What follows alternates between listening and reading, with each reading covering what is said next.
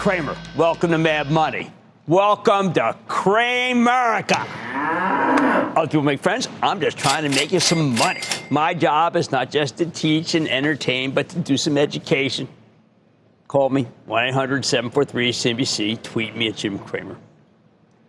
We keep wondering, what would it take to make people start focusing on all the other stocks in what I call the real economy instead of just the speculative stocks in the AI data center stocks? Well, today we found out you need to see a big tech company screw up and then get slaughtered.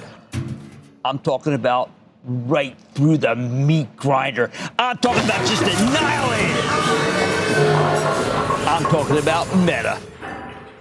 And that's when people start to care about the hundreds of stocks that are part of the real economy again. Although you might not have noticed from the action today with the Dow dipping 110 points, S&P tumbling 0.99%, NASDAQ plunged 1.58%. Yet last night, Meta Platforms reported what I thought was an amazing set of numbers. Beautiful in every way, great user growth, incredible profitability, good margins. So far, so great. But the company had to take this big charge no one saw coming. Don't worry, non-cash, still plug ugly. More important, management committed to a level of capital spending that far outstripped what anyone saw coming to an amount that, frankly, seemed imprudent, if not downright reckless, to many of the big hedge fund managers who determine your stock prices. The result, Meta stock did indeed get eviscerated, plummeting more than 11% today, which is why the S&P and the NASDAQ got hit so much harder than the Dow Jones Industrial Average, as the Dow's got a lot less tech. To many of these big-time tech players, not me, but them, Mark Zuckerberg has lost his mind, or at least all his discipline that he had demonstrated so well during that year of efficiency. To them, he's now in the year of living dangerously. I know this seems like circular reasoning, but there's another reason the S&P and especially the Dow held up so much better than the NASDAQ. Whenever investors start fleeing from tech, something they do very rarely, I know, they swap into industrials or the financials or even the healthcare stocks, including ones that reported bad numbers. Their stocks were surprisingly buoyant today.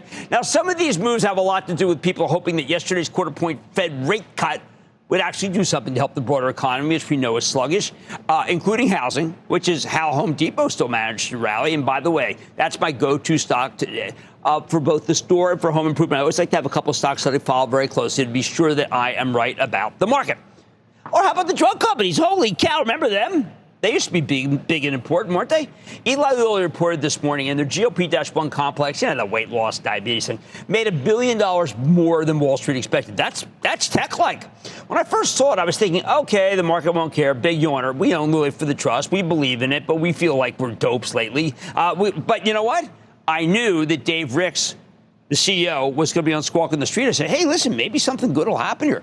Maybe I'm too jaded, right? I just assume nobody will care because it's pharma, a group that nobody seems to want in this environment. Apparently, I was wrong. That's right. Eli Lilly's stock rallied nearly 4% today. I think we have Meta's weakness to thank for that gain. Mark Zuckerberg, Dave Ricks, go thank Mark Zuckerberg. All right, that's right. Wall Street was horrified by what they saw from Meta's incredibly profligate spending, in their view, on all the hardware that goes in the data center. So shocked that it made people sour on the entire group for at least 24 hours. By the way, when Meta spends that money, you better believe that a ton of it goes to NVIDIA. So talk about guilt by association. If Meta stock is going to get punished for spending money at NVIDIA, then a lot of money managers will assume it's time to sell NVIDIA, the $5 trillion monster. I disagree, and do I worry about what the president's going to do with China and NVIDIA? Of course. Hey, if you're an NVIDIA-holic, as I am, you bet I'm worried. But when I see the reaction to Meta and the pin action that rippled through, that is far more disconcerting. Is it time to give up tech, you might be asking? No, not at all. It doesn't work like that. Money can flow right back in easily, and I think that actually is probably what's going to happen tomorrow because of some astounding developments that happened after the close of the market. That's right. We got some miracles tonight, 2 of them. We got not just 1, but 2 huge upside surprises in both the future and the quarters. And I'm talking about Amazon and Apple. Amazon reported a hefty top and bottom line beat, crushing expectations. But much more important, this Amazon Web Services, AWS, regarded currently as its most important division and also its Achilles heel, saw its revenue growth accelerate from 17.5% to 20.2%, with higher than expected margins, too. Remember, coming to the quarter, I told you that Wall Street was focused like a laser on the growth rate for web services. I think that's a little myopic, if not downright stupid, but it's what the shareholder base care about. And Amazon, well, it blew away all expectations. As CEO Andy Jassy put it, quote, AWS is growing at a pace we haven't seen since 2022, re-accelerating to 20.2%. Yeah. We continue to see strong demand in AI and core infrastructure, and we've been focused on accelerating capacity, adding more than 3.8 gigawatts in the past 12 months, end quote. So far, so good. On top of that, management gave strong guidance for the current quarter. Hey, maybe Meta's spending like a drunken sailor, but Amazon's doing just fine and efficiently putting up great numbers in the process. It's great to be prudent sometimes.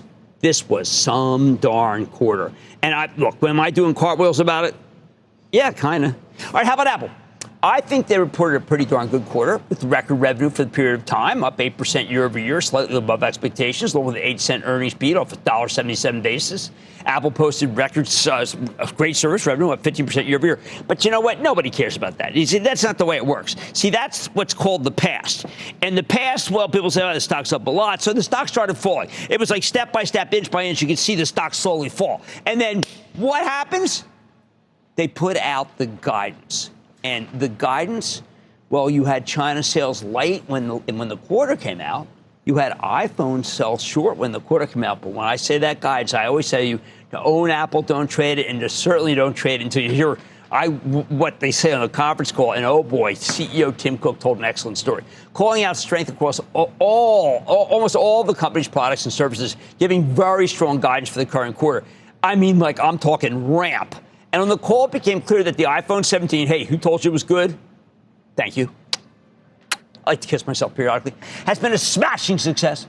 Coming into tonight, Wall Street was expecting 6% overall growth for Apple in the current quarter, roughly 6% growth for the iPhone specifically. But tonight they said it's going to be 10 to 12% revenue growth. And the iPhone will be up double digits too. At the same time, Cook told me tonight that he expects China to return to growth this quarter.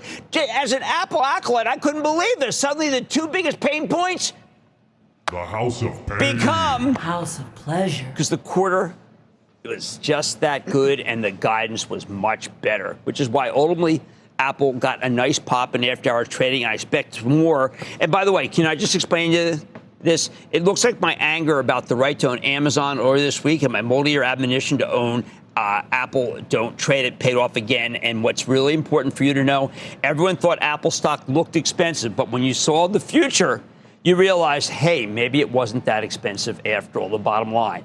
Today, people focus on the real economy, and again, as Meta stock got obliterated. But after these two terrific, after Apple's good quarter and fabulous guidance, and Amazon's great quarter and great guidance, I wouldn't be surprised if the money comes right back into tech. Yeah, tech will be back in the saddle tomorrow. But wasn't it great to have a day when the real economy did okay? Let's go to Carl in Illinois, please. Carl. Hey, Jim, calling from the cab of a John Deere. How are you doing today? I am doing well, and I like Deere. I think it goes to 600. I like the soybean order from the Chinese, too. Obviously, it was very good. I like the soybean order. Take that down. Yeah. Okay. I'm curious for your take on Goodyear Tire and Rubber. No. You guys, no. I mean, let's stick with Deere. No, I mean, look, that's just a really hard business. It doesn't even seem to matter who runs it. I haven't liked the stock since 1984. I'm not going to deviate. Come on, I'm on a roll here. My executive producer just pulled the plug on this segment. She says it's time for a commercial. Do you know how fired up I was? Do you know how right I was? Okay, I'm sorry. That was bad. I didn't mean to say that. I've been wrong on some. Hey, it's a nice night. People turn their attention to. I care. People turn their attention to stocks tied to the real economy today, but I wouldn't be surprised if tech retakes the reins tomorrow after these blowout quarters from Apple and Amazon predicted in this. Thank heavens, it could look bad for years. On Mad Money tonight, once a market darling, Reddit has spent the past month in the doghouse.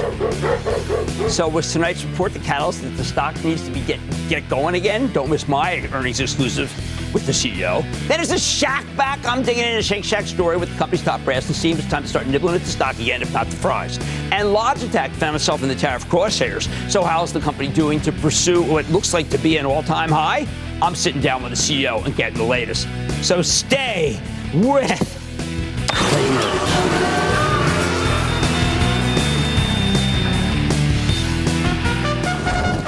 Don't miss miss a second of Mad Money. Follow @JimCramer on X. Have a question? Tweet Cramer. #MadMentions. Send Jim an email to madmoney@cnbc.com or give us a call at 1-800-743-CNBC. Miss something? Head to madmoney.cnbc.com.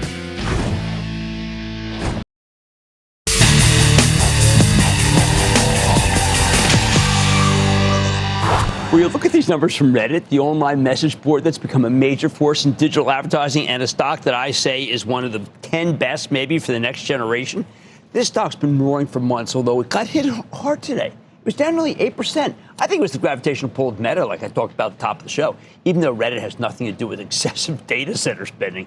And tonight at the close, this company reported just a monster good quarter. It beats on every single key line, including 68% revenue growth. On top of that, Reddit's guidance for the current quarter was much higher than expected, and it's still such a bargain for advertisers. I think this growth story, as I say in the book, is still in its early innings. Don't take it from me. Earlier today, I got a chance to speak with Steve Huffman, a.k.a. Spez, the co-founder, president, and CEO of Reddit. So take a look. Mr. Huffman, welcome back to Mad Money. Thanks, Jim. Glad to be here. Thanks for having me. All right, Steve, I've got to tell you, these are indeed blowout numbers, and your advertising revenue is clearly on fire. You are one of the most visited sites in the U.S. You're able to monetize it in a way that I didn't think was possible when we first met a couple years ago. Look, I think, look, another strong quarter for Reddit. We're really happy with the execution across the board, and the ads revenue growth, 74% year over year, we're very happy with. Look, I think the allure of a tech company is that you can be a high margin, profitable, efficient business. And we've really tried to demonstrate that, early here in our journey. Well, one thing that's absolutely certain is that you are a bargain. Customers who advertise with you, because you're so heavily targeted, find that almost everybody that you place the ad with reads it. Now, that's an extraordinary thing, and yet you don't charge as much as I thought that you might as someone who has sampled you as an advertiser. Well, look, it's a journey, Jim. Look, our goal is to provide for our customers, across the full funnel in any climate. And so, from what we can see, the ads market is stable. We do hear from our customers that, there's some uncertainty about macros and maybe tariffs. But as we always do, we do our very best to show up for our customers and deliver them results. Well, it certainly doesn't hurt you. You have 91% gross margins, which I regard as extraordinary. Most impressive, 40% adjusted EBITDA margins. These are much higher than every other publisher I deal with. Look, that's the aim of Reddit. High margin, high efficiency, very low CapEx. I love the position we're in. I love our roadmap looking forward. And, our aim and what we've learned so far is we can be an AI winner without the AI cost. Right. Now, one thing, though, I am concerned about, I think that you have purity, and I love purity. But when we had Matthew Prince on, he said not that long ago from Cloudflare that your site has actually been, let's say, liberated by some companies that I think should know better. I'm thinking about Anthropic and Perplexity. I know you've been involved in some legal tangles. Not asking you to get into that, but there is truth to people who are saying, that I believe you think, that there are people who are just plagiarizing you and taking advantage of you, and it's not right. Well, look, we see both sides of this. Of course, I can't add anything to the legal conversation right now, but our complaints are out there, and I think they're actually a good read. And our duty is to protect, our data for our business and our users. But we also have great relationships in this space, with Google, with OpenAI, and we're very excited. Over the last couple of years, I think we've mutually learned how valuable Reddit's data is, and the ways that we can collaborate to make our mutual products better for our mutual customers. And so I'm really looking forward to, progressing these relationships over time. Well, my hope is that I know, for instance, Wall Street Journal and OpenAI have a good relationship, that you can have more lucrative deals. I want your ad model. I think it's fantastic, but I still think that there are people you can make deals with who absolutely love to show that they're using your content, so the other guy should use it legally. Of course. Like, I think there's so many uses for Reddit, right? Our primary product is community and conversations. But part of our mission is to make the knowledge on Reddit that comes from other humans accessible by everybody. And so, like, we love to be, I think, a player in this space to see how we can, kind of help everybody advance the state of the art and build these great consumer experiences. Now, one of the things that I thought was quite surprising is I know many people who, and I'm a big user, who were afraid that you would jam it up with ads, that you would junk it up. You yourself wanted to be sure you had the right amount. I don't hear any complaints at all. I mean, I don't know. How did you strike that balance? So ad load is one way of growing inventory, but for us, it's like strategy number 10. The best way to grow inventory on Reddit is to grow usage of Reddit. So we had 190 million Americans visit Reddit every week in the last quarter, or on average. And so the reach is there. And so our work is, can we increase the frequency? And we do that by just making the product better, right? When you visit Reddit, we want to make sure in the first 30 seconds that you see something that's really amazing and relevant to you that causes you to come back. That's the best way of growing inventory and in harmony with the consumer usage of the product. Do you think you're still relatively unknown? When my wife's company approached you for Mezcal, we were shocked that we were not overwhelmed by other Mezcal advertisers. I think they just felt, well, maybe this is not the right qualified audience. Now we're sure that others are going to find it. But the fact is that there are just many buyers of ads who just still don't know that you're the number 3. I think this is the exciting thing about Reddit, both on the ad side and the consumer side, which is we're actually still early in our journey. And so we see so much opportunity to grow our user base, to grow our customer base, to deliver better and better results. So I love where we're at and how we've got here. But I love even more our outlook for the future. Now, there's been a big move, obviously, in the stock of Robinhood.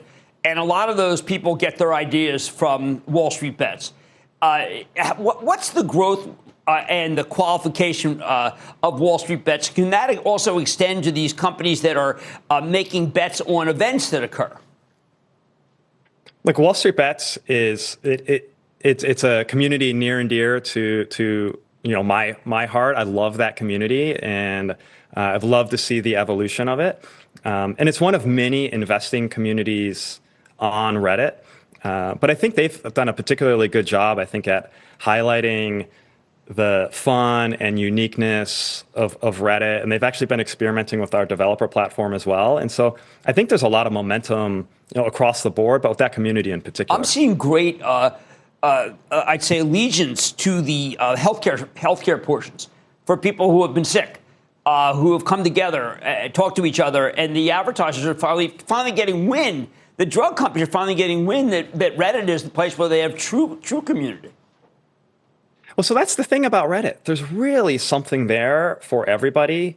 And look, you can go there to talk about stocks, as we discussed, but every moment in your life's journey, right? Whether you're getting a job, the ups and downs of relationships, or medical challenges, we call those support communities. You can go through your life's journey on Reddit because really it's about connecting humans with other people who are going through the same thing. And so sometimes this can be, fun and silly, but other times, profound and really meaningful for people. And I think that's why this product is so interesting, and that's why it's so fulfilling to work on. Well, one last question. I like the fact that if a site is somewhat, let's say, genteel, I'm not saying gentle, but genteel, international, it does well, like Pinterest. Our friends at Pinterest are doing a terrific job international. I still think you have a lot of land, a lot of real estate international that you can get for Reddit. Do you feel the same way? Oh, absolutely. So today our traffic is about 45% US, 55% outside the US. For most of the people in our space, that international number is 80 to 90%. And so, that's where we look to go. So a lot of our growth over the next decade should actually come outside the United States. Well, that's terrific. I'm a huge believer, huge user and huge believer, and talk about you and how to make money in any market is maybe one of the 10 best that has come through in the last 5 years. That's Steve Huffman. He's co-founder and CEO of Reddit. And Steve, so glad you came on the show. Very kind, Jim. Really appreciate your support, and thanks for having me on. Of course. Mad Money's back after break. Coming up, is Shaq back? Shake Shack just served up results, and Cramer is sitting down with the CEO to see if it's time to take a bite. Next.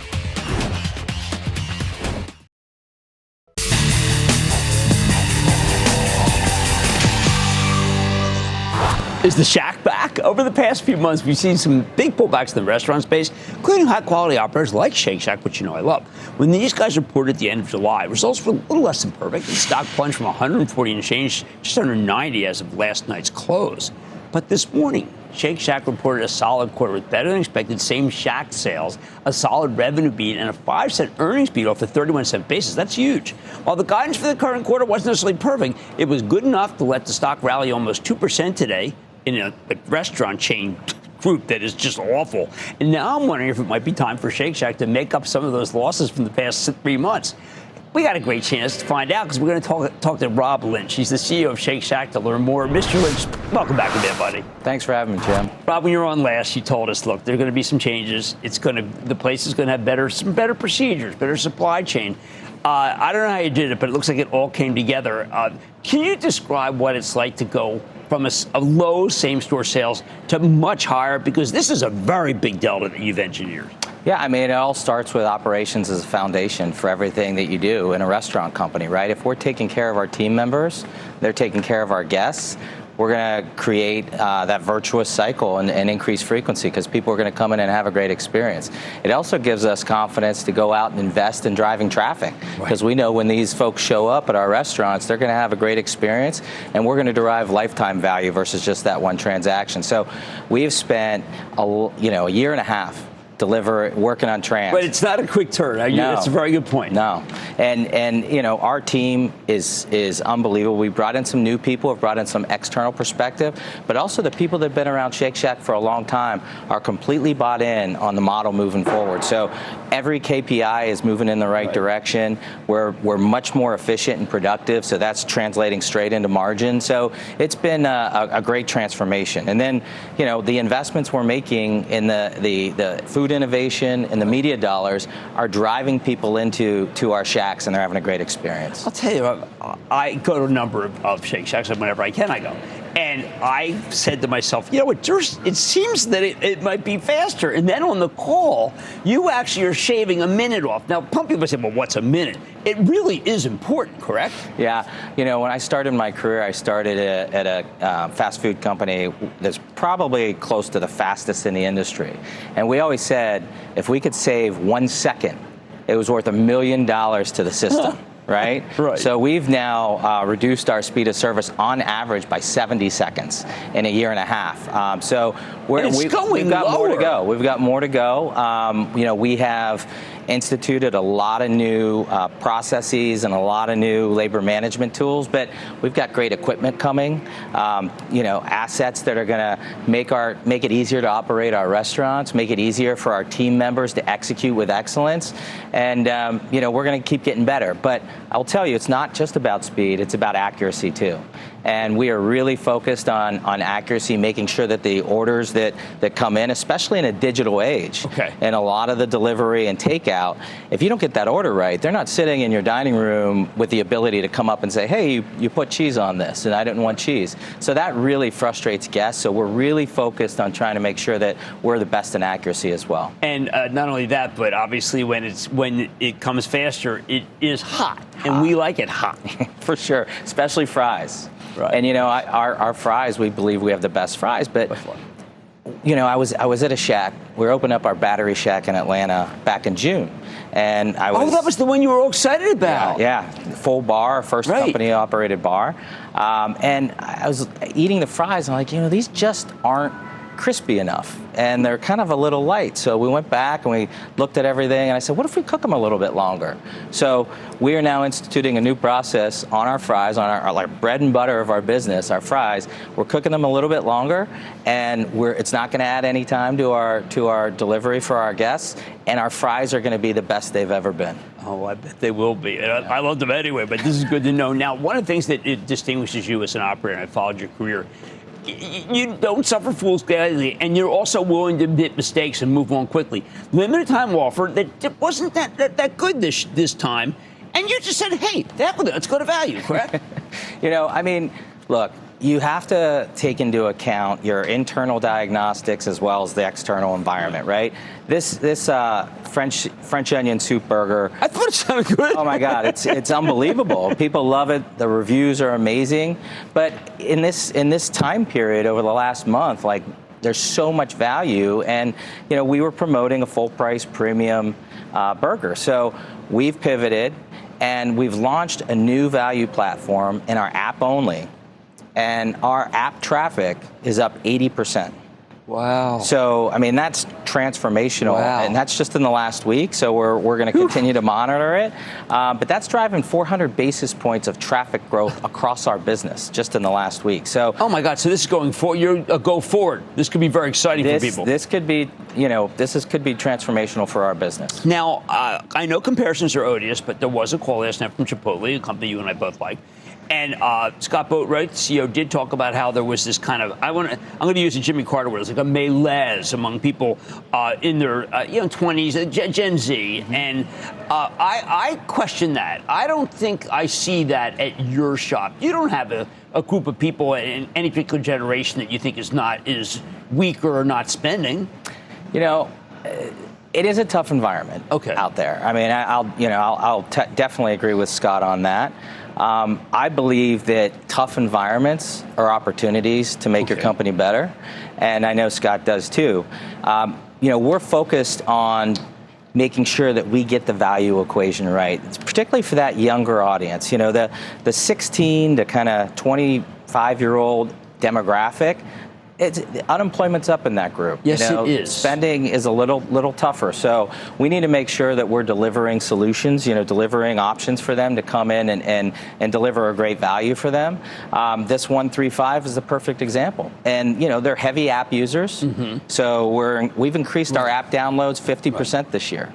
We are driving people to that app to deliver the value platform that we're launching. And I think that's really going to appeal to that audience. Okay, one last question. I know my friends at Texas Roadhouse struggling because beef is so much part of their menu, and they have a they have an $11 kind of top, and someone has to pay the price. Cattle still been miserable, but your overall basket's not that bad, correct? Yeah. So beef, we're projecting to be next year to be up about mid-teens. But overall inflation, that's too expensive. It's a lot, and and it's not something that turns quickly. No. Rebuilding the herds and getting the supply back and where it needs to be is a challenge. And we don't buy from the main beef supply. Our beef is all natural, no hormones, no antibiotics. So it's a smaller segment of the beef industry, which is even more restricted. Right. So we've had to go out and find incremental supply because we're growing so rapidly. And in doing that, not only have we found the supply, we've also brought on some new suppliers, same high quality, but it's going to reduce our costs. Well, look, I'll tell you, you make my job easy. So many people come up to me and say, I just had a great burger at Shake Shack. Can I buy the stock? And I always had to say, sometimes you can't relate the taste to the price of the stock. Now you can, because of the great throughput, procedures, and discipline that you have brought to this organization, which it needed. And I think this stock is going all the way back. Thanks, I want to thank Rob Lynch, CEO of Shake Shack. I am so glad that he's at Shack. Now I can just say, yeah, you can buy it if you liked it. It's good. Everybody's back after the break.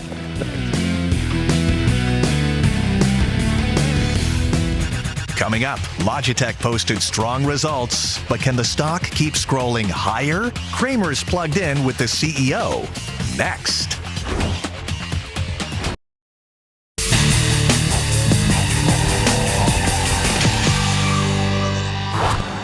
Let's talk about the incredible move in the stock of Logitech International. Now, walk into any office, there's a pretty good chance you're going to see an ocean of Logitech keyboards, mice, webcams.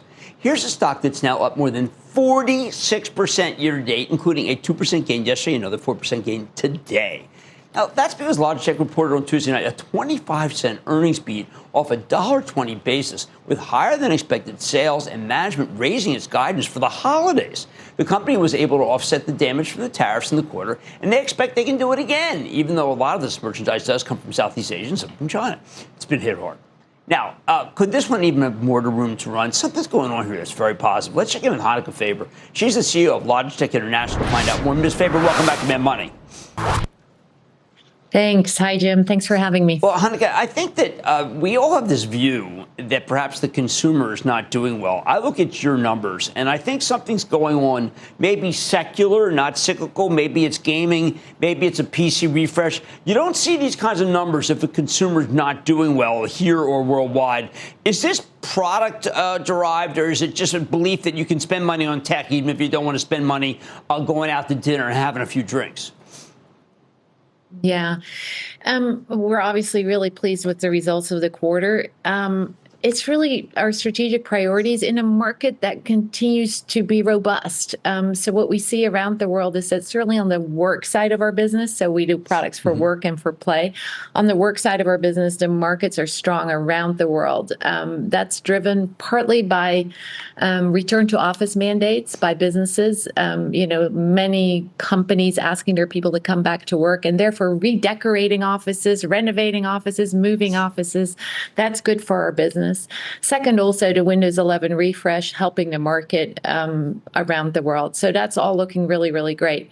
And then gaming, as you know, I mean, you're such a big gaming fan and expert, also continues to look pretty good. Well, is something like GTA, Grand Theft Auto, the new version, is that already making people think, you know what, I ought to have let's get some new stuff. This thing is going to be amazing. And I would say that because people thought it might have come out earlier. It's not going to come out till later. But it is a driver of things, isn't it? Yeah. So our business is not just linked to great games coming out, and GTA 6 now won't come out till next May, but it does help. So actually what we did see around the world, gaming continued to be very strong for us in the quarter. We were up 5% in sales. Demand was up double digit. China was outstanding. The US was actually a little softer. The market in gaming was a little softer, but we're cautiously optimistic that that will change for the holidays, because to your point, there's some big games that are just coming out this month. Battlefield 6, for example, which is off to a great start, and that kind of game plays to our strengths. Well, let's talk about China. We all hear that China is doing some things very right, obviously, and the president's in talks with them. But we don't hear often that the consumer is spending a lot there. So what kind of equipment are they buying there? Yeah. So our business was up more than 20% in the quarter in China, and that's not the first quarter that's happened. The market is solid in gaming in China, and there's a little bit of that lipstick effect. The consumer's a little cash strapped. She can't go out to eat or to go on a vacation, but what do? You spend time gaming. So the market's very robust in China at the moment for gaming. And then I'm very proud of our team. We put in place a China for China team in Shanghai that's multifunctional.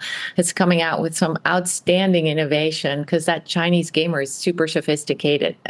So we came out with a new G316 keyboard for China in the quarter, and our marketing there is just improving every day. We had a huge Logi Play event in Shanghai in the quarter with thousands of influencers creating content. And we actually won a prize for best marketing ROI at a big Chinese show last week. So our team in China doing a great job, and Logitech remains by far number one in gaming there. Okay, so what's your plan to reignite America? Yeah. So some of that, we're obviously number one in America too, and the business is also very strong, but we take some inspiration both ways. In the US too, we're doing some really cool stuff. For example, we just signed a new deal with McLaren. That's global, but the US is doing a great job leveraging that with some cool new products, headsets with McLaren, of course, True Force gaming wheels with McLaren. So, we learn from each other, and that's the beauty of a big global business. Now, when did you see that things would really take off? Because there have been a while where, things were steady, but it just seems like that so many cycles are kicking in, and it's been a long time since anyone said on our air, and you know what, China was really strong. I mean, it's a big change from what I'm used to hearing. Yeah. Again, I think our intervention to have a China for China team is really important in gaming. That's the biggest gaming market in the world. You need to be on the ground there and developing for that consumer. And that can then benefit the rest of your global business. That's what we've done. And I'm really proud of the team delivering those results. Well, I'm really proud of you and the numbers that you generated. These are fantastic. The stock has broken out definitively, and I don't think it's stopping here. I want to thank Hanneke Faber. She's the CEO of Logitech. Hanneke, it's great to have you on. Wow. Thanks, Jim. Appreciate it. Absolutely. Mad Money's back in for the break. Coming up, Cramer takes your calls, and the sky's the limit. It's a fast-fire lightning round. Next.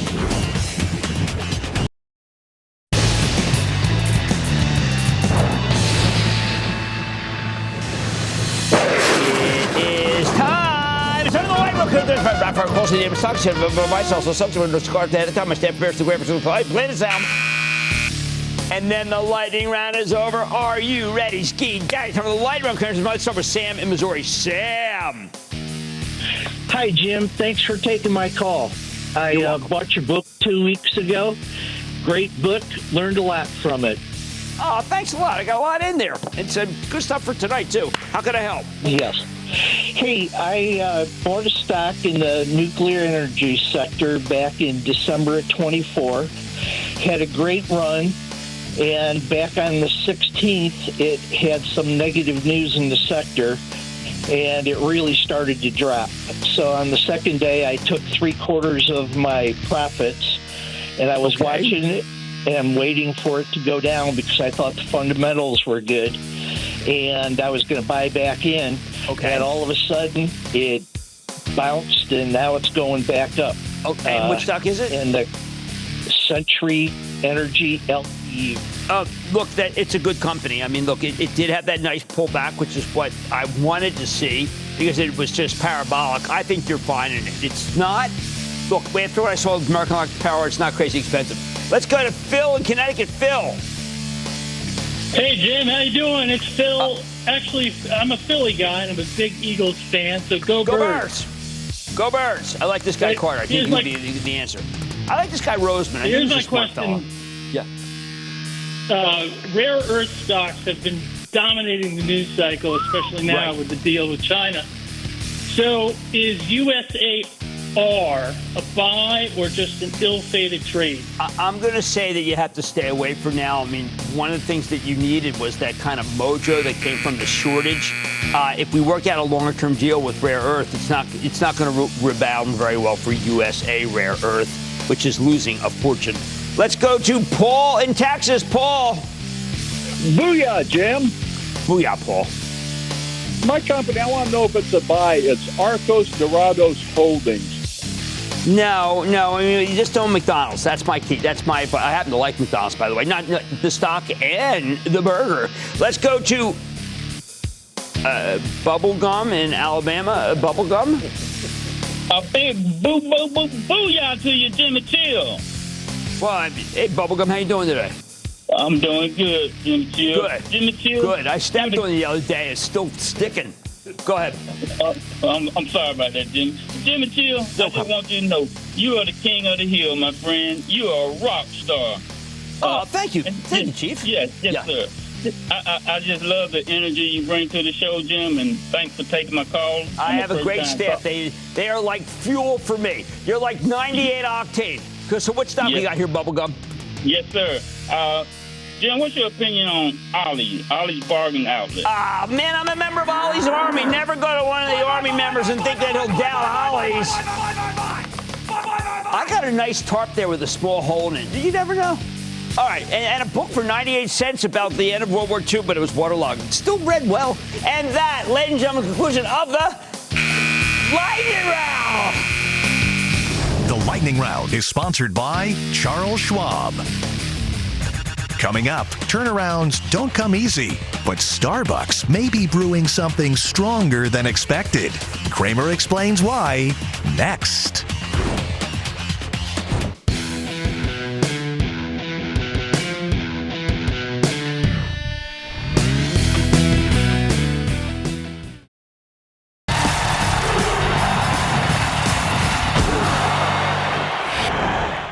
turnarounds are so difficult to pull off that it's very hard for people to stick with them, even though the gains, they can be enormous.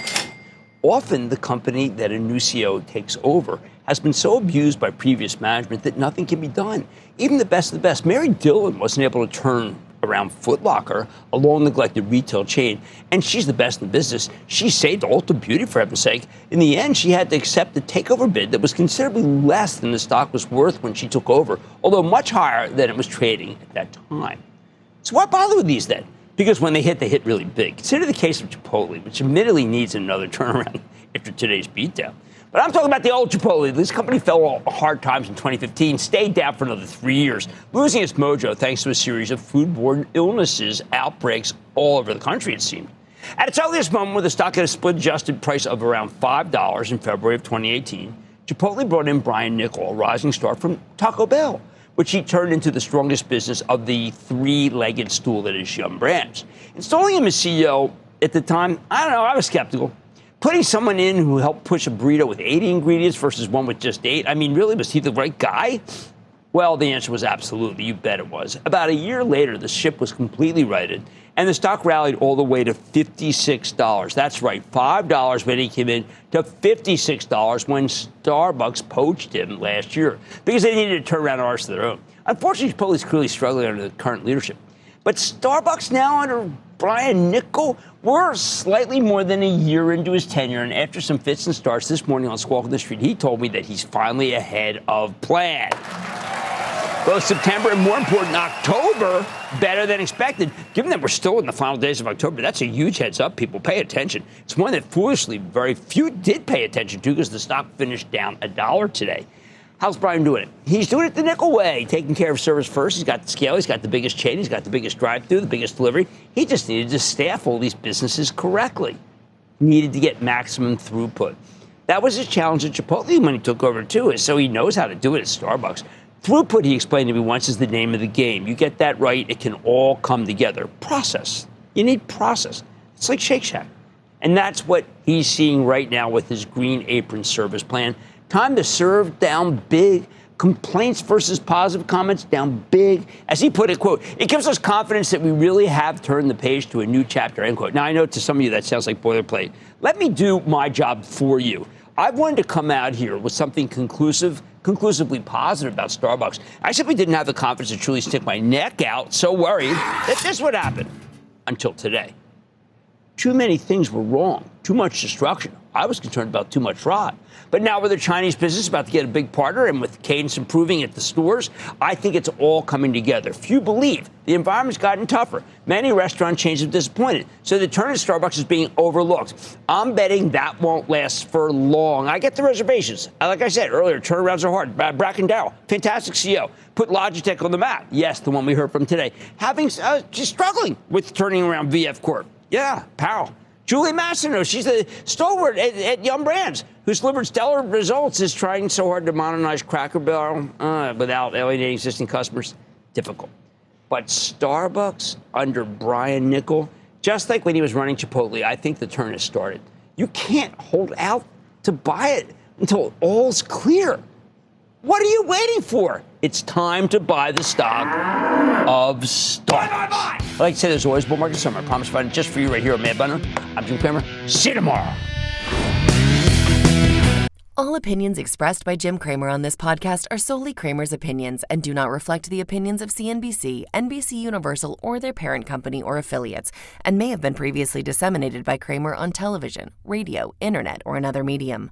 You should not treat any opinion expressed by Jim Cramer as a specific inducement to make a particular investment or follow a particular strategy, but only as an expression of his opinion. Cramer's opinions are based upon information he considers reliable, but neither CNBC nor its affiliates and or subsidiaries warrant its completeness or accuracy, and it should not be relied upon as such. To view the full Mad Money disclaimer, please visit cnbc.com/Mad Money disclaimer.